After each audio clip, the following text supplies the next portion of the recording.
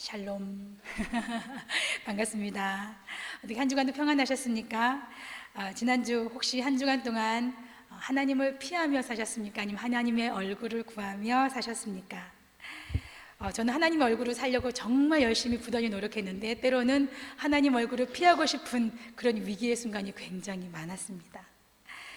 지난 주일날 함께 나눈 말씀에서 요나서 1장을 통해서 우리는 하나님의 얼굴을 피하려고 했던 선지자 요나의 이야기를 함께 들었습니다. 그리고 또 끝까지 포기하지 않고 요나의 사명을 감당할 수 있도록 회복시키신 하나님의 사랑을 또한 우리는 함께 만났습니다. 요나서 1장 1절부터 3절 말씀에는 선지자 요나가 하나님의 말씀을 거부하고 또 도망가려고 했던 그 행동이 고스란히 담겨져 있었습니다. 제가 다시 한번 1절부터 3절까지를 한번 읽어보겠습니다. 요나의 말씀이 아미떼의 아들 요나에게 임하니라. 이르시되 너는 일어나 저 큰 성읍 니느웨로 가서 그것을 향하여 외치라. 그 악독이 내 앞에 상달되었음이니라 하시니라. 그러나 요나가 여호와의 얼굴을 피하려고 일어나 다시스로 도망하려 하여 욥바로 내려갔더니 마침 다시스로 가는 배를 만난지라. 여호와의 얼굴을 피하여 그들과 함께 다시스로 가려고 배에 삭슬 주고 배에 올랐더라. 기억하시지요? 얼마나 요나가 철저하게 하나님을 피하기 위해서 행동을 했었던지.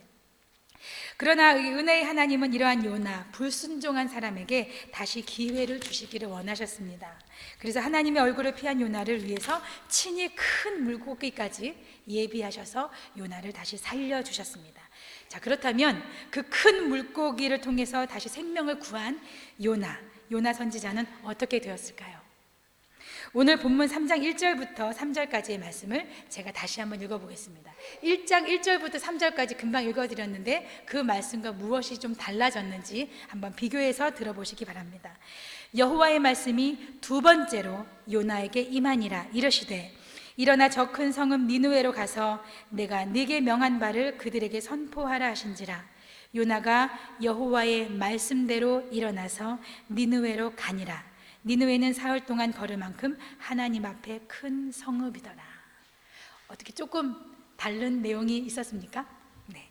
그 1장 1절부터 3절까지의 말씀이 3장 1절에서도 똑같이 반복이 되는데 각 말씀에 대한 선지자 요나의 반응은 완전히 달라졌습니다. 우리 요나가 달라졌어요. 여러분 혹시 예전에 텔레비전에서 방영했던 그 TV 프로그램 우리 아이가 달라졌어요 라는 그 프로그램이 기억나십니까? 그 문제 행동을 일으키는 아이들을 치료하는 그런 솔루션을 이렇게 진행한 프로그램이었는데 이 매우 힘든 문제 행동을 보이는 아이들의 문제의 근본 원인을 찾아서 그 마음을 치료하고 행동을 치료하고 같이 사는 가족까지 치료하는 아주 의미 있는 프로그램이었습니다. 그래서 저는 그 프로그램을 볼 때마다 정말 귀한 프로그램이다 라고 생각했던 적이 있습니다. 그런데 이것처럼 성경에서도 요나 1장 1절에서 여호와의 말씀이 요나에게 임하셨을 때에 피했던 요나와는 달리 오늘 3장 1절에 다시 여호와의 말씀이 두 번째로 임하셨을 때 이제는 여호와의 말씀대로 일어나서 그 큰 성읍 니느웨로 가는 요나를 만나볼 수 있습니다. 오늘 읽은 요나서 3장 1절부터 10절까지의 말씀을 쫙 살펴보시면 세 가지의 변화된 행동의 무리가 또 부류가 있습니다. 첫 번째 대상의 변화는 선지자의 돌이킴, 요나의 돌이킴, 그의 변화입니다.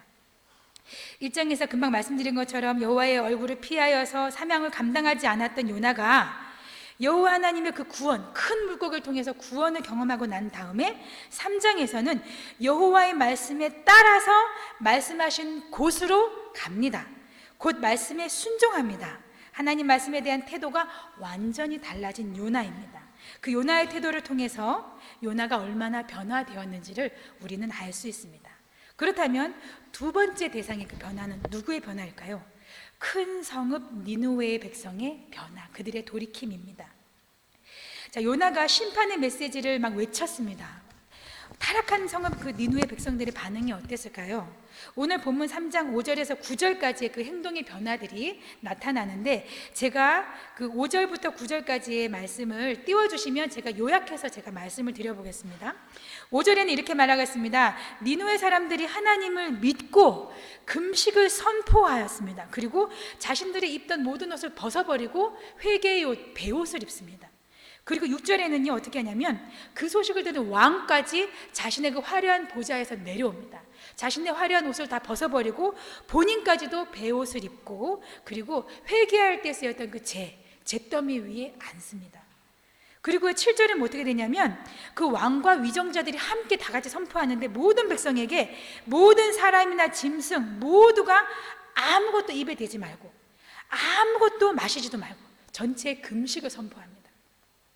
그리고 8절은 무엇이냐면, 그렇게 다 굵은 베옷을 입고 금식을 하면서 어떻게 하냐면 힘써서 하나님께 부르짖으라고 합니다. 그리고 자신들이 저질렀던 악한 길, 그리고 손으로 행했던 그 모든 나쁜 짓, 강포에 대해서 모두 떠나라, 이렇게 선포합니다.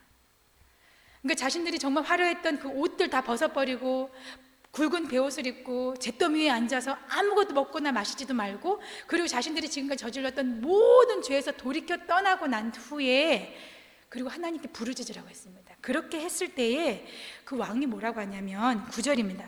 하나님이 우리의 그 모습을 보시고 혹시나 뜻을 돌이키시고 진노를 그치셔서 우리가 멸망하지 않게 하실 줄 누가 알겠느냐, 이렇게 하나님의 자비를 구하는 내용이 나옵니다.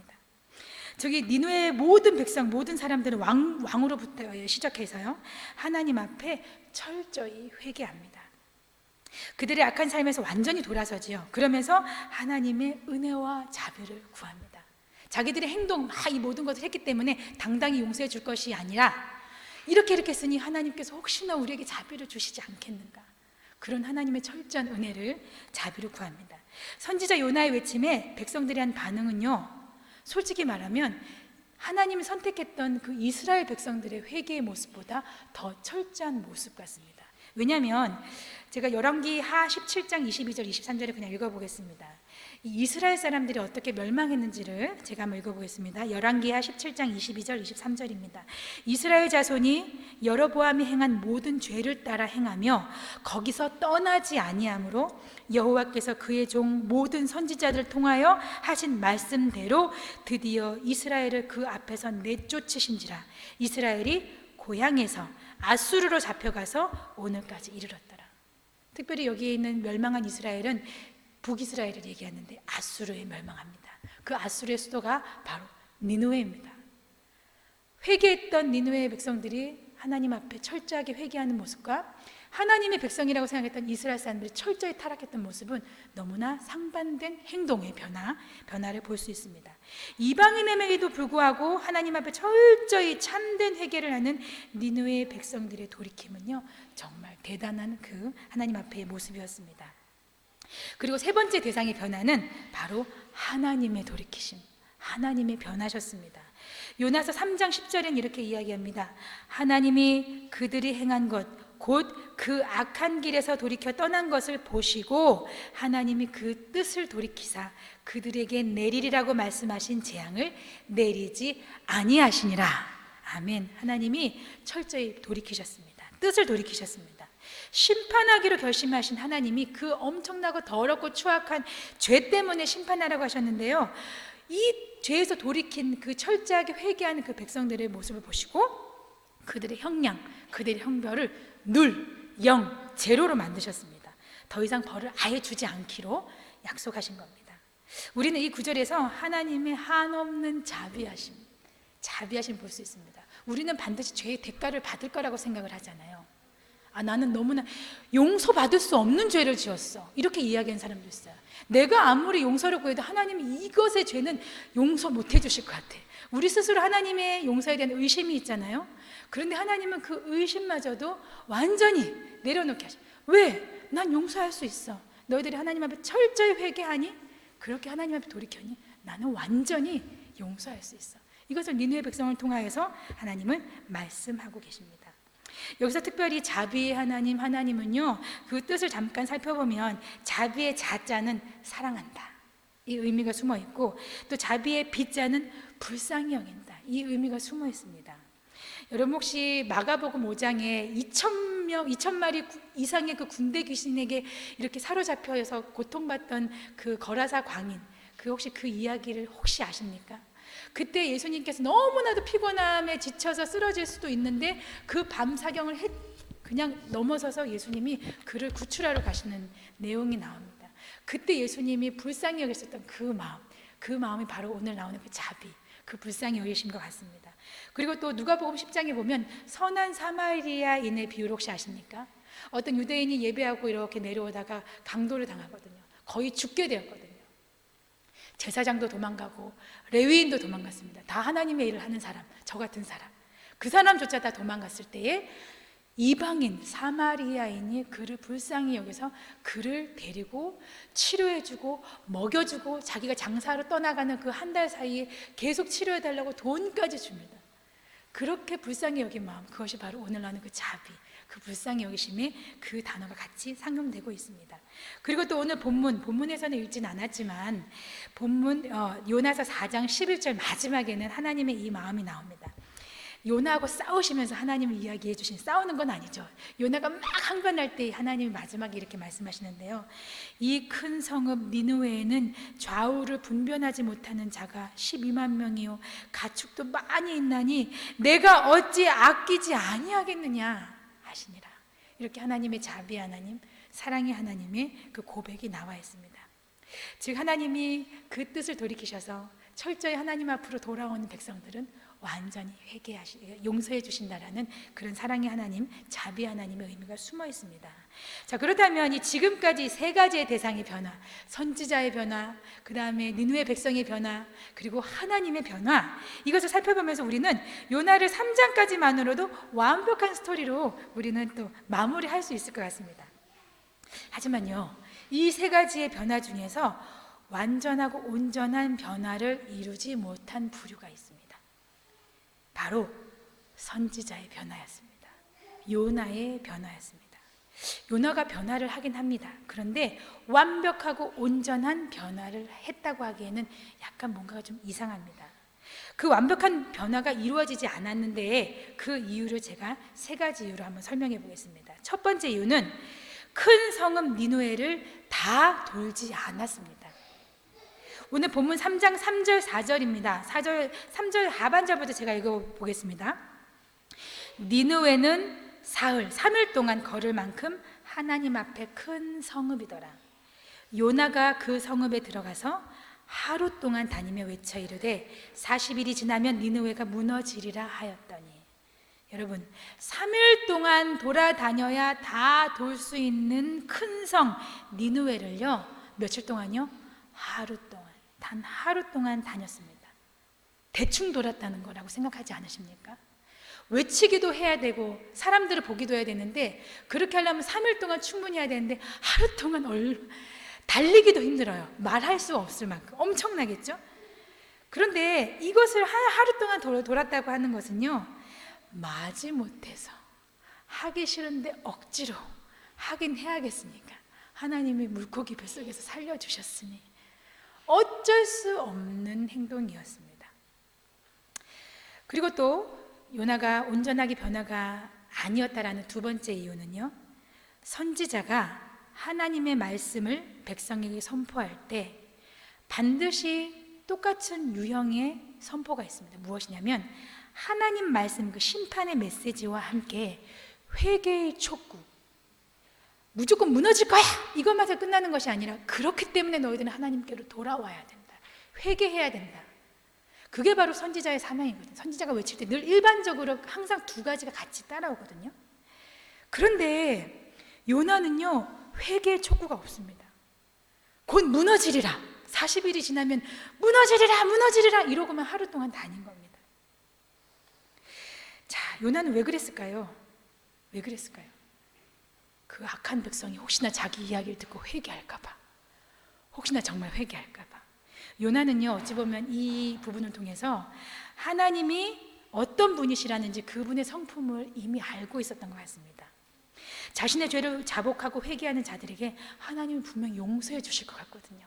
그래서 용서할 수 있는 그 기회조차 주고 싶지 않았던 것이죠. 그래서 그냥 심판만 열심히 외친 것 같습니다. 그리고 또 온전히 선포하지 않았다, 변화되지 않았다라는 세 번째 이유라고 생각하는 것은 오늘 읽진 않았지만 요나서 4장 1절하고 3절을 보시면 잘 알 수 있습니다. 제가 읽어보겠습니다. 1절입니다. 요나가 매우 싫어하고 성내며 3절 여호와여 원하건대 이제 내 생명을 거두어 가소서 사는 것보다 죽는 것이 내게 나음이니이다 하니. 왜 갑자기 이런 말이 나올까요? 마지막 요나 3장 10절에 하나님이 그 뜻을 돌이키사 징벌을 하시기로 했던 그것을 다 안 하시기로 결정하셨거든요. 그것을 보자마자 요나가 어떻게 했다고요? 본인은 하나님 선지자로 외쳤잖아요. 역시 하나님 이루시는군요가 아니라 하나님한테 감히 화를 내고 성을 냅니다. 그리고 뭐라고 하냐면 거기뿐만 아니라 3절에 자기를 죽여달라고 합니다. 차라리 나를 죽이세요. 감히 하나님 앞에. 신약시대 예수님의 핏값으로 우리가 아버지라고 부르는 시대가 아니에요. 구약성경 시대라고요. 여호와 하나님은 함부로 부를 수 없는 시대인데도 불구하고 요나는 차라리 나를 죽이시오 하나님 이렇게 외칩니다. 대단하지 않습니까? 본문 3장 1절 3절에서 요나의 그 겉으로 드러난 행동이 얼마나 요나가 정말 결국은 순종하지 않았구나 라는 것을 간접적으로 증명하는 모습일까요? 여러분 그러면 보십시오. 하나님도 뜻을 돌이키셨고 니느웨 백성도 뜻을 돌이켰습니다. 그런데 유일하게 결국은 뜻을 돌이키지 않은, 사실 그 마음에 심중이 들통난 사람은 누구입니까? 바로 선지자 요나입니다. 그런데 중요한 것은요, 저는 이 말씀을 한 달 전부터 정말 계속 묵상을 했거든요. 계속 묵상을 했는데 이 요나의 모습을 통해서 제가 보이는 거예요. 제 모습을 드러났습니다. 우리 인간의 모습, 믿는다고 하면서 하나님 앞에 거룩한 신자라고 하면서 하나님의 거룩한 그리스도인이라고 하면서 제가 결국 제 심정 가운데는 그런 마음으로 살지 않았다는 것을 제가 발견하게 되었습니다. 여러분 우리는 요나의 그 불완전한 변화에 대해서 당당히 평가할 수 있고 당당히 비판하실 수 있으십니까? 그 누가복음 15장에 나오는 탕자의 비유를 아십니까? 아버지가 살아있는데도 불구하고 재산을 반을 달라고 합니다. 그 이스라엘 사람들은 아버지가 돌아가시기 전에 아버지 유산을 먼저 주십시오라고 말하는 그 자체가 아버지 지금 죽어도 좋아요 라고 하는 굉장한 불효의 모습입니다. 그런데 둘째 아들이 아버지 살아계시고 건강하신데 아버지 유산 미리 주십시오 이렇게 이야기를 하거든요. 근데 어떻게 했냐면 근데 아버지가 주셨는데도 불구하고 그것을 가지고 아주 좋은 사업을 했느냐? 그렇지 않거든요. 완전히 놀고 먹고 음탕한 것을 다 쓰느라고 가산을 다 탕진하고 거지가 되어서 다시 돌아옵니다. 그런데 그렇게 돌아왔을 때에 괘씸한 아들인 그 아들을 아버지께서 혼내셨을까요? 아니거든요. 늘 날마다 아들이 오는지 안 오는지 늘 멀리까지 늘 나가서 기다렸던 그 아들이었기 때문에 정말 달려가서 안아주고 벗었던 신발까지 입혀주고 옷을 새로 입혀주고 목욕시키고 반지도 끼워주고 잔치를 베푼단 말이죠. 근데 저는 오늘 그 요나의 모습을 통해서 누구랑 똑같은 모습을 보았냐면 첫째 아들과 똑같은 모습을 보았습니다. 무엇이냐면 그 첫째 아들이 살아 돌아와서 아버지도 반기고 종도 반겼는데 첫째 아들은요 너무 화가 나고 집에 들어가지도 않습니다. 밖에서 화가 나가지고 들어가지도 않죠. 그래서 아버지께 얘기하죠. 창교와 함께 놀아나서 이 가산을 탕진한 이 아들을 어떻게 용서해 주십니까? 나한테는 염소 새끼 하나도 안 잡아주시는 아버지께서 어떻게 이 아버지의 아들, 이 당신의 아들에게 이렇게 해줄 수 있습니까? 자기 동생이라고 다 하지 않죠. 이렇게까지 이야기하죠. 근데 아버지께서 뭐라고 하시죠? 예, 너는 나와 함께 했으니까 이 모든 재산 다 네 것이야. 그런데 죽었다가 살아나는 아들을 반겨주는 거 그거 당연하지 않겠니? 오히려 아버지가 큰아들을 위로해 주죠. 불쌍히 여기자 이렇게 이야기해 주죠. 그럼 그 큰아들의 모습, 절대로 용서할 수 없어 얘는 내가 용서 못해 라고 하는 그 아들의 모습, 그 모습이나 요나가 다른 이들은 다 회개하고 구원받아도 되지만 니느웨 백성처럼 이렇게 악한 사람들은 절대 안 돼, 왜 용서해 주시지? 라고 했던 그 마음이랑 별반 차이가 없지 않습니까? 그럼 우리의 삶은 어떨까요? 우리의 모습은 어떨까요? 우리는 또 예배 생활을 철저하게 합니다. 그리고 또 헌금 생활도 하고 각종 교회 봉사도 하고 또 우리의 마음에 선한 그런 우리의 또 사람을 돕는 그런 일들도 많이 합니다. 그런데요, 우리 마음에 용서하지 못하는 사람이 누군가가 꼭 있다고요. 그런데 그 사람은요, 복음을 전하고 싶지 않아요. 그리고 그 사람은 혹시나 교회를 다녀도 그 사람은 어떻게 해서든지 좀 어떤 방법이든지 혼이 좀 났으면 좋겠다는 괘씸한 마음이 우리의 마음속에 늘 자리 잡고 있죠. 저 역시도 아직도 용서해야지 하면서도 불뚝불뚝 솟아나오는 사람이 있거든요. 아마 이것은 제가 죽을 때까지 저의 마음속에서 계속적으로 싸워야 하는 일이 아닌가라고 생각을 합니다. 여러분, 하나님은 그 악한 니느웨 사람들에게 그들의 철저한 회개를 보고 뜻을 돌이키셨습니다. 우리가 아무리 용서할 수 없고 미워하고 싫어하는 사람이라고 한들 하나님 앞에 그렇게 너무나 더럽고 추악한 죄를 저지른 사람만큼 우리가 악하게 볼 수 있겠습니까? 그런데 하나님은요, 그들을 용서하신다고요. 그들을 용서하시고 벌하기로 했던 그 모든 것을 싹 다 면제해 주신다고요. 그런데 우리가 뭐라고? 우리는 하나님 앞에 당당하게, 하나님, 저는 정말 하나님 앞에 거룩한 사람 아닙니까? 우린 당당하게 하나님 나라 가서 하나님 보좌 옆에서 화려하게 천국 생활 하겠습니다. 우리는 그렇게 살 수 있는 넉넉한 자격이 됩니까? 저는 살면 살수록, 목회자이지만 그리스도인으로 살면 살수록, 나 같은 사람이 어떻게 이 일을 하고 있지? 나 같은 사람이 어떻게 예수 믿는다고 이렇게 입으로 되뇌고 있지? 살면 살수록 제 추악한 모습이나 제 안의 생각으로 범죄하고 말로 범죄하는, 행동으로 범죄하는 이 모습을 보면서 갈수록 저는 정말 부족하다라고 밖에 생각을 할 수 없는데, 그러함에도 불구하고 제 마음에 용서할 수 없는 사람이 아직도 있다는 것을 제가 깨닫고 제가 좀 충격을 받았습니다. 여러분, 하나님이 니느웨 백성도 돌이키셨고 그 하나님을 피해서 도망갔던 니느웨도 물고기까지 이렇게 이야기하시면서 살리셨고, 그리고 또 하나님이 그 사람에게 다시금 사명을 불러일으켜서, 원래는 그 사람은 더 이상 일을 안 시키셔도 되지만 다시금 사명 회복시키시고 다시 선포하게 하셨습니다.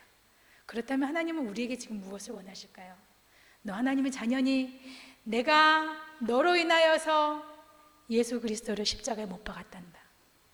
그런 나는 넌 너무너무 귀한 존재야. 넌 예수님 짤이야. 내 하나밖에 없는 독생자를 죽이면서까지 난 너를 살렸다니까. 우리는 그거 하나만으로도 우리는 주변에 있는 사람을 용서할 수 있어야 합니다. 제가 아이들을 위해서 설교를 준비할 때 이번 주 설교는 이거였습니다. 우리가 아무리 믿음 생활을 하고 열심히 말씀을 듣고 찬양하라고 예배하지만 우리 안에 삶에서 실천하지 않으면 그 믿음은 결국 흔들린다. 우리는 신앙생활을 열심히 하지만 그 신앙생활을 한 것을 기초로 세상 밖에서도 그리스도인으로 우리가 행동하고 실천해야 됩니다. 때로는 싫어요. 너무 힘들어요. 그런데요, 정말 눈을 질끈 감고 그리스도인으로 한 발 양보하고 한 발 먼저 손을 내밀어주면 그 행동 때문에 우리의 믿음은 더더욱 견고해지는 것입니다. 오늘 요나가 비록 변화가 제대로 온전하지 않았고 아주 하나님 앞에 완벽한 사람은 아니었지만 그가 본 하나님의 사랑, 그가 그래도 한 발짝 내디뎠기 때문에 요나는 하나님의 사랑을 다시 한번 깨달았을 것입니다. 니느웨 백성들 역시도 하나님 앞에 철저히 회개하고 그들이 행동으로 보여줬을 때 하나님이 완전한 죄의 용서하심을 주신 것처럼 우리의 삶 속에도 우리가 한 발짝 삶의 행동으로, 우리의 말로, 생각으로 용서하고 사랑하는 그리스도인의 삶의 표현이 중요하지 않은가라고 생각을 합니다. 이제 명절도 다가옵니다. 추석도 다가오고 이제는 조금 껄끄러운 사람에게도 전화할 수 있는 구실이 하나 마련돼서 큰 명절이잖아요. 혹시나 마음이 불편한 사람들이 있다면 우리의 행동을, 우리의 삶으로 한번 먼저 표현해보는 우리의 삶이 되었으면 좋겠습니다.